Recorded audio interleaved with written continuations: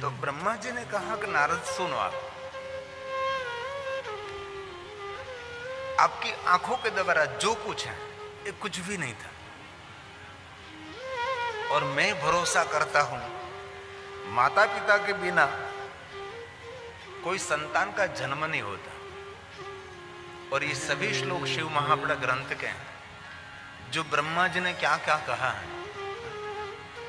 इस श्लोक आपके समक्ष में पहली बार गा रहा हूं, क्योंकि सभी श्लोक नहीं गा सकते, जो कि पूरा शिव महापुराण श्लोक आत्मा के देवलिपि देवभाषा संस्कृत में। इसमें कहा जिस प्रकार माता पिता के बिना पुत्र की उत्पत्ति नहीं होती, इस प्रकार शिव और शिवा के बिना चराचर जगत कैसे उत्पन्न हो सकता है। कितनी सुंदर ब्रह्मा जी ने बात की। और मैंने पहले दिन भी कहा था, एक एक श्लोक महादेव की पूजा है, एक एक श्लोक शंकर भगवान का अर्चन है, और एक एक श्लोक पुण्य देने वाला है। इसलिए स्वयं ब्रह्मा जी ने कहा है, हे नारद सुनिए जरा, यथा न जायते पुत्र, यथा न जायते पुत्र पितरम मातरम बिना। कितना सुंदर सरल है, सीधी बात समझ सकता है। यथा न जायते पुत्रम पितरम मातरम बिना, माता पिता के बिना कोई पुत्र का जन्म नहीं होता। तो शिव और शिवा के सिवा ये जगत को कौन उत्पन्न कर सकता है, जगत का सर्जन कौन कर सकता है। ये शिव महापुराण ग्रंथ की बात है। यथा न जायते पुत्र पितरं मातरं विना, तथा भवं भवानी च विना नैतं चराचरं, विना नैतं चराचरं। भाव और भवानी के बिना, ये जो माता जी देखो ऐसे स्टेज पर बैठकर कथा श्रवण करती थी वो। कलकत्ता से विशेष प्रकार से कथा आयोजन काशी में उस लोगों ने किया था। ये जो चित्र है वहां का, ऐसे मंच पर बैठकर, क्योंकि वन मैन थी। यहाँ तो एक माझी को बैठाओ तो दूसरी माझी आ जाएगी, दूसरी को बैठाओ तीसरी को मुझे बैठाओ। यहाँ तो इतना चढ़ा चढ़ी हो रही है लोगों की। और ज्यादातर कथा वन मैन रहती है, एक परिवार कथा करता है। मुझे इसमें बहुत आनंद मिलता है, क्योंकि मुझे एक परिवार का ध्यान रखना है। यहाँ तो कितने परिवारों को ध्यान रखना पड़ता है मुझे, कितने जजमान शरीर है। थोड़ा सा किसी को इधर उधर हुआ तो तकलीफ, जो कि आप सब तो अच्छे हैं, आपके लिए नहीं मैं कह रहा हूं, लेकिन आपका योगदान ये आपका सबसे बड़ा पुण्य है भाई। पहले पूजा करने को मिले, अंतिम पूजा करने को मिले, मिले न मिले इसमें क्या फर्क पड़ता है। तो ये ब्रह्मा जी ने गाया है, बहुत सुंदर बात कही गई। भाव और भवानी के बिना ये चराचर जगत कैसे उत्पन्न हो सकता है। इसलिए ब्रह्मा जी का कहना है कि भगवान शिव और शक्ति ये जगत के माता पिता हैं, ये जगत के सर्जक हैं, जिन्हों के द्वारा जगत सर्जन हुआ है। ये भगवान शिव और शक्ति भव और भवानी है। आगे बहुत सुंदर बात की है, यही महाभाग्यवान ऋषियों, प्रयाग तीर्थ में सुत पुराण ने गाया, ये भाग्यवान ऋषियों, इस जगत में जो जो सर्वश्रेष्ठ पवित्र पुण्य एवं मंगल स्वरूप है, वो सभी शिव और शक्ति के तेज से उत्पन्न हुआ है। शिव और शक्ति से प्रादुर्भाव हुआ है, उससे उत्पन्न हुआ है। जो कुछ पुण्य देने वाला, जो कुछ दिव्य है, जो सर्वश्रेष्ठ है, श्रेष्ठ है, जो पवित्र है, जो मंगलमय है, जो कुछ दिखाई देता है, सब कुछ शिव और शक्ति के तेज से उत्पन्न हुआ है, तेज से प्रादुर्भाव हुआ है। कितने सुंदर। कोई कोई वक्ता कभी वक्तव्य में उससे पैदा हुआ है, ये शब्द बहुत नीचा शब्द है। ऐसे शब्द का उपयोग व्यासपीठ पर नहीं करना चाहिए। किन शब्दों का प्रयोग कर रहे हैं, ये बात भी बहुत महत्व की है, क्योंकि कथा शब्दों की पूजा है। और कोई भी विचार को समझने के लिए हम शब्द का आधार लेते हैं। और शब्द ब्रह्म है। शब्द अमरत्व को प्राप्त करता है, इसलिए शब्द संभाल कर बोलिए, शब्द को हाथ न पाओ। एक शब्द औषध करे, एक शब्द करे घाव। इसलिए जीवन में और कोई तकेदारी आपसे न हो सके, लेकिन बोलने में तो बहुत संयम रखना चाहिए। एक शब्द सब कुछ गिरा देता है। इसलिए भगवान महर्षि वेदव्यास जी ने कहा है, जो कुछ हम देख रहे हैं सब कुछ भगवान शिव और शक्ति के तेज से उत्पन्न हुआ है। यत् परम यत् परम यत् पवित्रं च यत् परम यत् पवित्रम च यत् पुण्यं यच्च मंगलम् तत्तदाह महाभाग तयो तेजो विजृम्भतम् तयो तेजो विजृम्भतम्। भगवान शिव और शक्ति के तेज के द्वारा सब प्रादुर्भाव हुआ है। जो कुछ हम आंखों के द्वारा देख रहे सब कुछ ये भगवान शिव के द्वारा सब कुछ सर्जन हुआ है। जगत के सर्जक शिव है और कोई नहीं है। जिनका जन्म हुआ है वो जगत के सर्जक नहीं है। जो सधाम चले गए हैं, जिनकी मृत्यु हुई वो जगत के सर्जक नहीं है। जिनका कभी जन्म भी नहीं हुआ, जिनकी कभी मृत्यु भी नहीं हुई, वो जगत सर्जक है। वो ये है, कौन है? ये भगवान शिव है। जिनका कोई जन्म भी नहीं, कोई मृत्यु भी नहीं। विश्व में एक देवता ऐसे हैं जन्म और मृत्यु से परे हैं। इसलिए स्वयं शिव जन्म और मृत्यु के बंधन में से हम सबको मुक्त करा सकते हैं, और कोई देवता जन्म और मृत्यु के फेरे में से मुक्त नहीं करा सकते। जन्म और मृत्यु के फेरे में से मुक्त होने के लिए तो शिव का ही भजन करना पड़ेगा, महादेव को याद करना पड़ेगा। और विश्व के कोई भी देवताओं की कथा लीजिए आप, सब ने भगवान शिव जी का आराधन किया है, सब ने भगवान महादेव की स्तुति की है, भगवान शिव का ही भजन किया है। और ब्रह्मा जी ने कहा, सुनिए नारद, ये सभी श्लोक शत्रुद्र संहिता के हैं। क्योंकि शत्रुद्र संहिता में जो पहला भाग है उसको सृष्टि खंड कहते हैं, दूसरा भाग सती खंड है, तीसरा भाग पार्वती खंड है, और एक कुमार खंड है, बाद में युद्ध खंड है। ऐसे एक शत्रुद्र संहिता बहुत बड़ी संहिता है शिव महापुराण ग्रंथ में, उसको पढ़ना पड़ता है। और शत्रुद्र संहिता में एक पार्वती खंड है। ये जीवन में एक बार बहनों को संपूर्ण पढ़ना चाहिए। जो पार्वती खंड है, इनमें हमारे व्यवहारिक धर्मों का वर्णन है। सती खंड में क्या है? सती का जन्म, सती का जीवन और शिव और सती का विवाह। बाद में पार्वती खंड में पार्वती जी का प्रादुर्भाव और शिव और पार्वती के विवाह की कथा, और विवाह विधि और विवाह विधि की श्रेष्ठता क्या है, उनकी महिमा उनके अंदर है। और कुमार खंड में क्या है? भगवान कार्तिक का चरित्र है और भगवान गणेश जी का चरित्र है। युद्ध खंड में बहुत सारे युद्धों का वर्णन है। ऐसे शिव महापुराण ग्रंथ की एक विशेषता है। तो इसमें कहा है, देवगण महेश्वर यही जगत के उत्पन्न है। विष्णु, ब्रह्मा, इंद्र, चंद्रमा आदि समस्त देवता, ऋषि एवं दैत्य सब कुछ भगवान शिव और शक्ति के द्वारा ही उत्पन्न होते हैं। जो कुछ हम देखते हैं, देवी देवता, ऋषि, मुनि, जलचर, नभचर, भूचर, सब कुछ भगवान शिव और शक्ति के द्वारा ही उत्पन्न हुए हैं। ब्रह्मा भी शिव और शक्ति के द्वारा, विष्णु भी शिव और शक्ति के द्वारा, इंद्र भी शिव और शक्ति के द्वारा, चंद्र, सूर्य, सूर, असुर, महर्षि, सब कुछ भगवान शिव ने ही सर्जन किया है। ऐसा शिव महापुराण ग्रंथ का कहना है, और ये ब्रह्मा जी ने गाया है। ब्रह्मा विष्णु चंद्र इंद्रादि सुरा सर्वे महर्षयः दितिजात्याः सम्प्रत्सुता स्तवन्तः सर्वे महेश्वर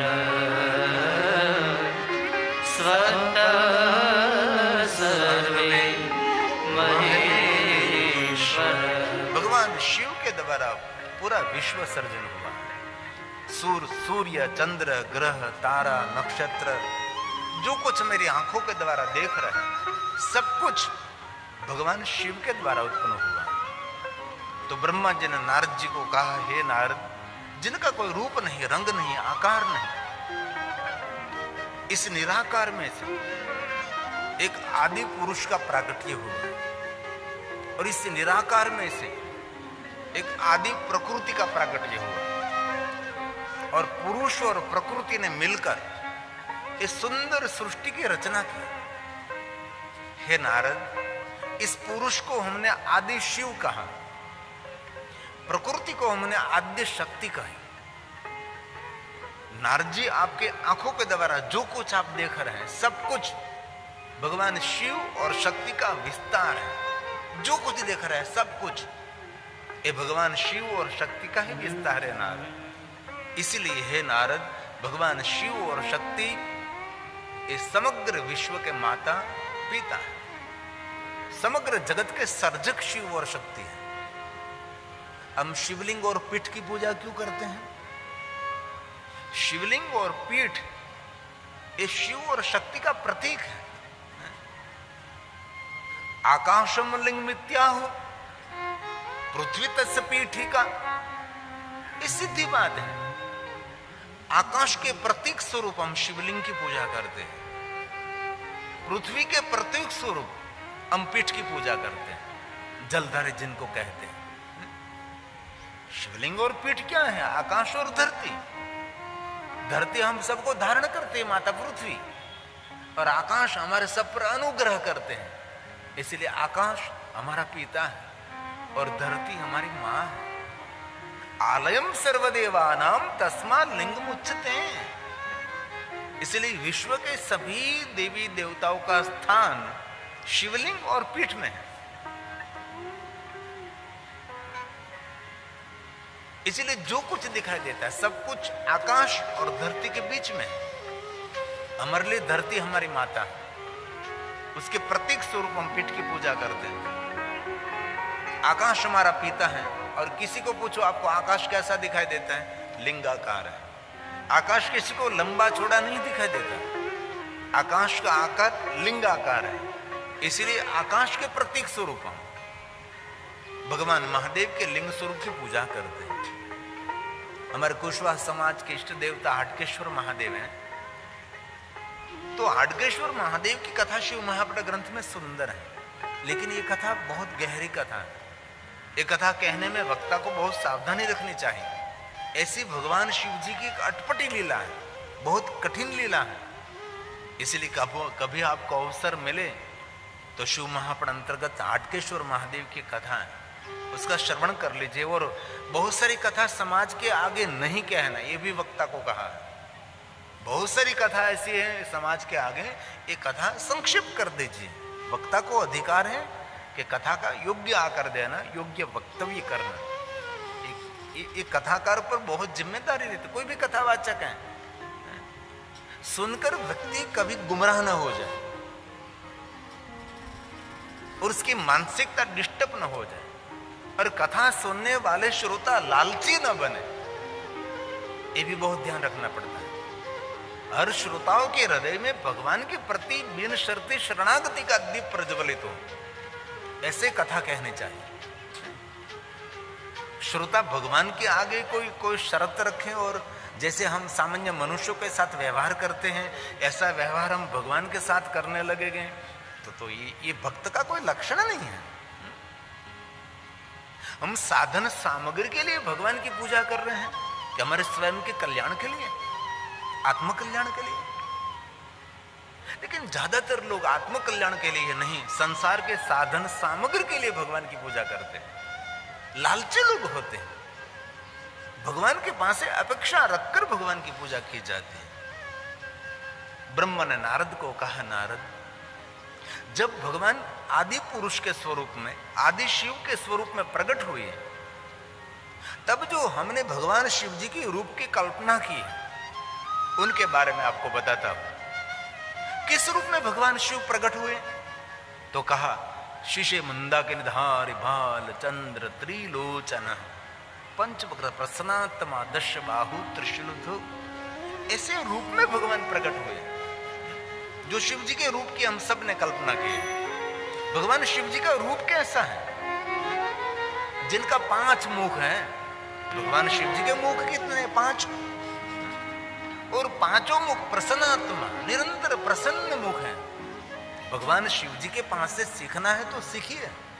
प्रसन्न मुख मुद्रा, प्रसन्न मुख मुद्रा, ये वर्णन किया है। 10 बाहु आयुधों का वर्णन किया है। मैंने बहुत बार कथा में कहा कि भगवान महादेव की वंदना है, इनमें पंचमुखों की वंदना है, लेकिन ये वंदना बहुत कम लोग बोलते हैं। पूरा वंदना प्रकरण है जो भगवान शिव जी के लिए वंदना है। महादेव के जो परम भक्त रहे होंगे उनको ये वंदना कंठस्थ है। ये भगवान शंकर जी को प्रणाम है। और आज सोमवार भी महादेव को हम प्रणाम करेंगे। आज बहुत सारे भाइयों ने, बहनों ने श्वेत वस्त्र भी पहने, क्योंकि सोमवार के दिन श्वेत वस्त्र पहनना चाहिए। ये शांति देने वाला सोमवार है। सोमवार कोई सामान्य नहीं, ये लक्ष्मी का वार है। इस दिन लक्ष्मी जी ने भगवान महादेव का दर्शन किया था। ये सोमवार है। ये शांति देने वाला, सुमति देने वाला, संपत्ति देने वाला, कामना मनोकामना पूर्ण करने वाला ये सोमवार है। आज के दिन तो जितेंद्रिय, निराहार, उपवास, निरंतर भगवान शिवमय पूरा दिन रहना चाहिए। आज का दिन बहुत मूल्यवान दिन है जो सोमवार है। इसलिए आइए हम महादेव को प्रणाम करते हैं, महादेव की वंदना करें। वंदे पंचमुखाम्बुजं त्रिनयनं वंदे ललाटेक्षणं।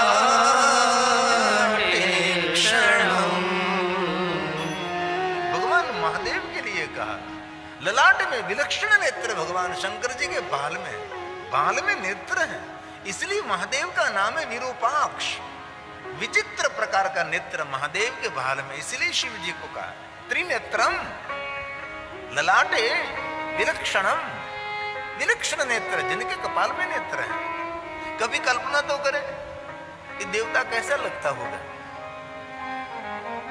जिनके कपाल में, जिनके बाल में नेत्र है, ये देवता कितने सुंदर लगते होंगे। मेरे पास तो 2 नेत्र हैं, लेकिन शंकर जी के पास तो 3 नेत्र हैं। ये 5 मुख वाले महादेव जी, मैं आपको प्रणाम करता हूं। ये त्रिनेत्रधारी भगवान शिव जी, विलक्षण नेत्र। और बहुत हृदय से कहता हूं, जो भगवान शिव जी की भक्ति करते हैं और भगवान महादेव का अर्चन करते हैं, जो महादेव का दर्शन करते हैं, हम दर्शन भगवान का कैसे करते हैं? 2 नेत्रों के द्वारा। अब महादेव का दर्शन 2 नेत्रों के द्वारा करते हैं, तो मेरा महादेव जी आप पर 3 नेत्रों के द्वारा कृपा करते हैं। भगवान शिव जी हमको 3 नेत्रों के द्वारा देखते हैं। कभी कोई वक्ता कहता कि तीसरा नेत्र खुल गया तो जलकर भस्म, नहीं नहीं, महादेव जी तीसरा नेत्र खोलकर किसी को भस्म नहीं करते। तीसरा नेत्र तो कृपा करने के लिए है, अपने भक्तों पर कोई विशेष कृपा करनी, इसलिए भगवान महादेव जी तीसरा नेत्र खोलते हैं। और कोई तर्क करता है कि भगवान शिव जी ने तीसरा नेत्र खोलकर काम को जलाकर भस्म कर दिया, लेकिन ये भी कहना चाहिए काम को जलाकर भस्म तो कर दिया, लेकिन काम को अमरत्व प्राप्त हुआ है। और एक बात ये भी मैं कह सकता हूं, विश्व में एक भी देवता ऐसा नहीं जो अमरत्व का वरदान दे सके। जिनको अमरत्व का वरदान मिला है वो महादेव ने दिया। महादेव के सिवा कोई अमरत्व का वरदान नहीं दे सकते। अमर बनने का वरदान शंकर भगवान ही दे सकते हैं, महादेव दे सकते, और कोई अमरत्व का वरदान नहीं दे सकते। और जब भगवान शिव जी ने तीसरा नेत्र खोलकर काम को जलाकर भस्म किया, तब रति ने भगवान शिव जी की बहुत सुंदर स्तुति की थी। और जहां रति ने भगवान महादेव की स्तुति की, वहां भगवान स्वयं शिव रतिनाथ महादेव के लिंग स्वरूप में प्रकट रहे। लिंग रूपेण सतमहा, श्रेष्ठ लिंग स्वरूप में रति के नाम से प्रसिद्ध हुए भगवान शिव। और भगवान स्वयं महादेव ने कहा कि रति, अब तो तेरा पति अंग रहित रहेगा, अनंग रहेगा, अंग की कोई जरूरत नहीं पड़ेगी। जिनको शरीर है उनको बहुत भय लगता है, जिनके पास वो शरीर नहीं, तेरे पति को मैंने अभय दे दिया, अभय वरदान, देव अभय वरदान, तेरे पति को मैंने अभय वरदान दिया। भूख लगती है किसको? जिनके पास शरीर है। भय लगता है किनको? जिनके पास शरीर है। तेरे पति का मैंने शरीर तो जलाकर भस्म कर दिया, लेकिन तेरे पति अनंग सबके मन में रहेगा, और अंग स्वरूप में यदुवंश में तुझे फिर से तेरा पति मिलेगा, कृष्ण अवतार में। और जहां कामदेव को जलाकर भस्म कर दिया महादेव ने, इस स्थान पर भगवान स्वयं शिव जी कामेश्वर लिंग स्वरूप में प्रकट रहे। और महादेव ने रति को यह भी कहा कि रति, तेरे पति के नाम से मुझे कोई पुकारता रहेगा, एक कामनाथ, एक कामेश्वर, एक कामरूप, एक काम स्वरूप, ऐसे तेरे पति के नाम से जो मेरा भक्त मुझे पुकारता रहेगा, उसकी अवसर आने पर मैं उनकी कामना की पूर्ति करता रहूंगा। ये भगवान महादेव ने वचन दिया। ये शंकर जी का वचन, महादेव ने वचन दिया। ये शिव है। शिव की बात सबसे निराली है, महादेव की कथा सबसे अलग है।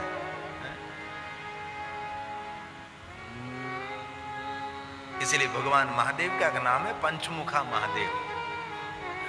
एक हनुमान जी है, पंचमुखा हनुमान, और पंचमुखा महादेव जी, इसलिए यह वंदना पंचमुख की है। वंदे पंचमुखाम्बुजं त्रिनयनं,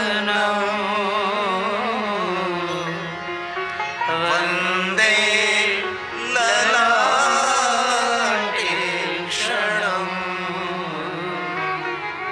वंदे व्योमगतं जटासु मुकुटं, वंदे चंद्रार्ध गंगाधरं। वंदे व्योमगतम, व्योम करते आकाश, पूरे आकाश में फैली हुई शंकर भगवान की जटा है। जटा रूपी सुंदर मुकुट बनाया, जटा मुकुट सुंदर मुकुट बनाया। मेरे महादेव जी का मुकुट सोना चांदी हीरा मोती का मुकुट नहीं, भगवान शिव जी का मुकुट जटा का मुकुट है। व्योम केशाय नमः। पूरे आकाश में फैली हुई शंकर भगवान की जटा है।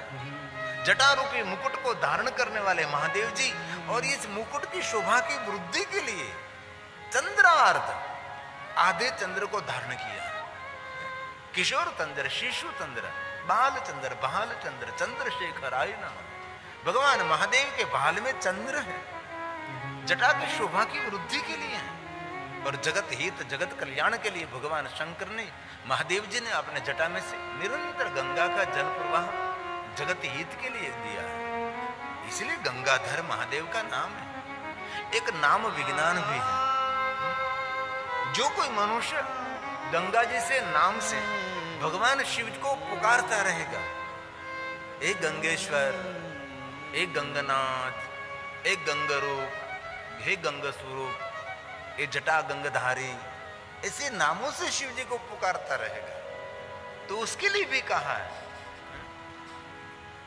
कि उसके परिवार में पारावार प्रेम बनेगा। इसलिए एक नाम विज्ञान है। किस नाम से भगवान शिव जी को हम पुकारते हैं, किस नाम से भगवान महादेव को याद करते हैं, ये वो महत्व की बात है। और हमारे सबके घर में गंगा जी रहता है। इनमें कोई घर ऐसा नहीं जिनके घर में गंगा जी नहीं है। और हर सनातनी को मन में एक तो भाव रहता है कि जीवन में एक बार गंगा स्नान करें। हमने गए साल हमारे गुजरात में बोटादरा परिवार है, बोटाद गांव है, इनमें बोटादरा परिवार है। इन व्यक्ति ने 800-900 गांव में से लोगों को एकत्र किया जिन्होंने कभी गंगा स्नान का सपना नहीं देखा था, क्योंकि बहुत ऐसे दरिद्र लोग निर्धन रहते हैं, कभी सपना नहीं देखा था गंगा स्नान का। उनने गांव में से घर घर जाकर एकत्र किया सबको, ऐसे लोगों को एकत्र किया। और इस बोटादरा परिवार ने आने जाने का टिकट का खर्च, 9 दिन रहने का खर्च, 9 दिन भोजन का खर्च और एकदम गंगा के तट पर 9 दिन की शिव महापण कथा का आयोजन किया था। ऐसे लोग दुनिया में हैं। आप बहुत कुछ कर सकते हैं जीवन में, बहुत कुछ कर सकते हैं। एकदम गंगा के तट पर अभी जो दृश्य है वो गंगा के तट का दृश्य है, एकदम साफ सुथरा शांत गंगा का जल प्रवाह यहां से जा रहा था। और इसी समय हमने गंगा के नाम पर सुंदर एक धुन बनाई थी। इसलिए शिव वंदना में कहा वंदे चंद्रार्ध गंगाधरम, ये भगवान शंकर जी की एक वंदना है। ऐसी बहुत सारी वंदना है। वंदे भस्मकृतं त्रिपुण्ड जटिलम् वंदे अष्टमूर्त्यात्मकम् वंदे भक्तजनाश्रयं च वरदम् वंदे शिवं शंकरं वंदे शिवं शंकरं। भस्मकृत, अंग पर भस्म लगाए, बाल में त्रिपुंड धारण किया, रूप के जटिल अघोर रूप, भयानक रूप। भगवान शिव जी का रूप सौम्य नहीं, रौद्र रूप है भगवान, क्योंकि भगवान शिव रक्षक है। रक्षक का रूप सौम्य नहीं, डरावना रूप होना चाहिए। ये शिव है, अष्टमूर्ति स्वरूप भगवान शिव। मैं आपकी वंदना करता। इस वंदना प्रकरण में एक वंदना बहुत लोकप्रिय हुई, जो मेरे आचार्य जी भी रोज बोलते हैं, आप भी शिवालय में बोलते होंगे। ये वंदना सभी को कंठस्थ है। तो आज सोमवार है, हमारी सबकी सुंदर ध्वनि वायुमंडल में मिश्रित हो, ये हमारे शब्द अमृतों को प्राप्त करते हैं। इसलिए हम संग संग गाएंगे, संग में गाएंगे और संग में गाएंगे, साथ में गाएंगे। और मुझे पूरा भरोसा है सबको मुखपाठ है। वंदे देवं उमापतिं सुरगुरु वंदे जगत्कारणं वंदे पन्नगभूषणं मृगधरम् वंदे पशूनांपतिं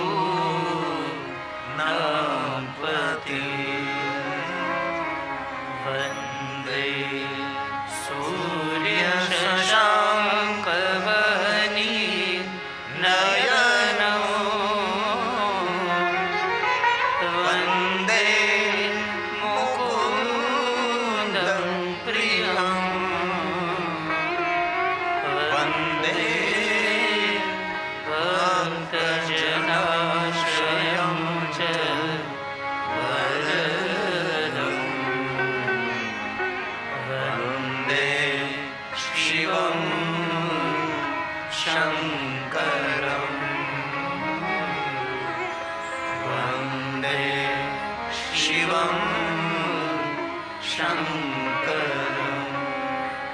भगवान शिव जी कल्याण करते हैं, कल्याण का विस्तार करते हैं। भगवान शिव जी वंश देते और वंश का विस्तार भी करते हैं। शिव जी सुख देते हैं लेकिन सुख का विस्तार करते हैं। ये शिव जी का निजी एक भाव है। इसलिए शिव महापट अंतर्गत भगवान महादेव के पंचवक्र 5 मुखों की वंदना की।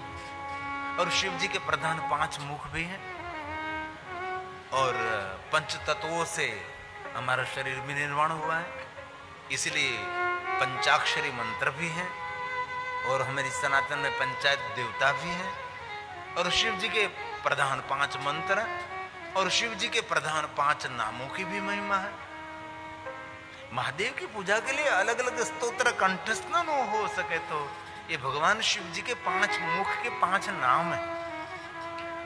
इसमें पहला नाम है शंकर जी का, महादेव जी का, उसकी वंदना है, उसको नमस्कार करें।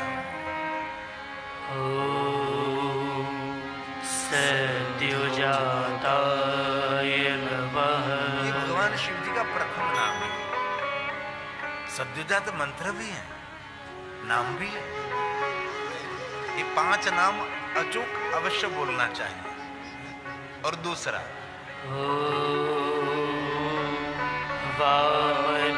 वामदेवाय नमः।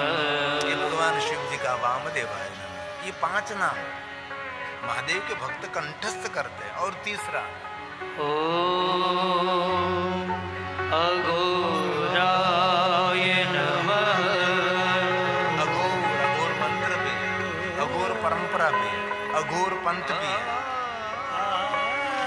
और चौथा शांति देने वाला ओम तत्पुरुषाय नमः। और पंचम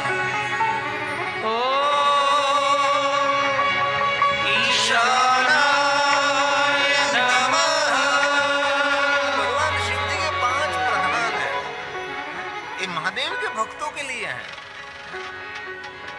शिव जी के नामों में अद्भुत शक्ति है, इसीलिए पंचमुखाय नमः। शिव महापट ग्रंथ में भगवान महादेव के 5 मुखों की वंदना है और 5 अवतारों की भी श्रेष्ठता है। ये शिव जी की महिमा है। और अष्टमूर्ति स्वरूप भगवान शिव है। अष्टमूर्ति भगवान महादेव के साथ ही जोड़ सकते हैं, वहां अन्य कोई देवताओं का नाम जोड़ नहीं सकते आप, कभी नहीं हो सकता। अष्टमूर्ति में भगवान महादेव को ही देखा जाता है और कोई देवताओं को नहीं। ये धरती ये भूमि क्या है? भगवान महादेव का स्वरूप है जो अष्टमूर्ति है। इसलिए पृथ्वी मूर्ति का नाम है। ओम शिवाय नमः। ये पृथ्वी मूर्ति का, ये भूमि मूर्ति का नाम है। ओम शर्वाय नमः। ये जल,